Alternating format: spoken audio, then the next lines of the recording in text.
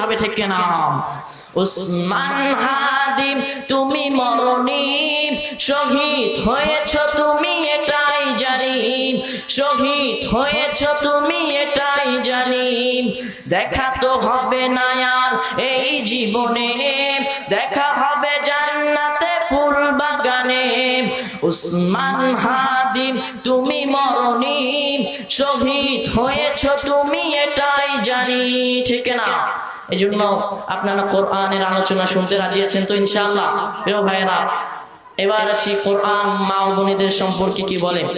এই যুবক, কোরআন কারীমের মধ্যে আল্লাহ তাআলা জানায় দেন ওয়াকরনা ফি বুয়ুতিকুন্না ওয়ালা তাবাররাজনা তাবাররুজাল জাহিলিয়াতিল উলা।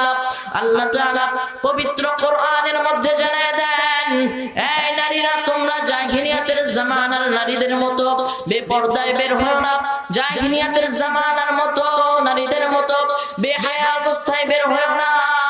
আজকে বড়ই আফসোসের সঙ্গে বলতে হয়, আমার নারী মা ও বোনেরা আজকে জাহিলিয়াতের জামানার নারীদেরকেও হার মানিয়ে দেয়।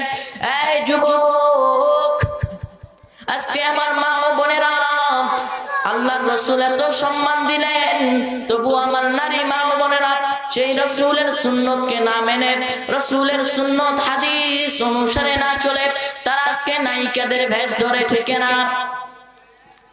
এই যুবক, শুধু তাই নয়, শুধু তাই নয়, জাহিলিয়াতের জামানা এমন একটা জামানা ছিল যে জামানার মধ্যে নারীদের কোনো সম্মান ছিল না, নারীদের কোনো মর্যাদা ছিল না, নারীদেরকে এক অস্পৃশ্য পশু মনে করা হতো। শুধু তাই নয়, কোন পরিবারের মধ্যে যদি কোনো মেয়ে সন্তান জন্মগ্রহণ করত, তাহলে ওই মেয়ে সন্তানকে জীবন্ত দাফন দেওয়া হতো। এমনকি যদি কোনো পরিবারের মধ্যে কোনো স্বামী ইচ্ছা করলে তার স্ত্রীকে বাজারে বাদী হিসাবে বিক্রি করে দিতে পারত। এমনই এক করুণ অবস্থার মধ্যে আল্লাহর রাসূল সাল্লাল্লাহু আলাইহি ওয়াসাল্লাম তিনি এসে ঘোষণা দিলেন, আল জান্নাতু তাহতা আকদামিল উম্মাহাত, মায়ের পদতলে হলো সন্তানের জান্নাত। এই যুবক, আজকে নারীরা আজকে রাসূলের সুন্নত মোতাবেক না চলে, তারা আজকে নায়িকাদের ভেষ ধরে, তারা আজকে রাসূলের হাদিস অনুযায়ী না চলে, কোরআন মোতাবেক না চলে, তারা আজকে পুরুষের মতো চুল ছাটে, পুরুষের মতো করে গেঞ্জি গায়ে দেয়, পুরুষের মতো করে প্যান্ট পরে। তারা তাদের একটা ফ্যাশন হয়ে গিয়েছে পুরুষের মতো করে চলা।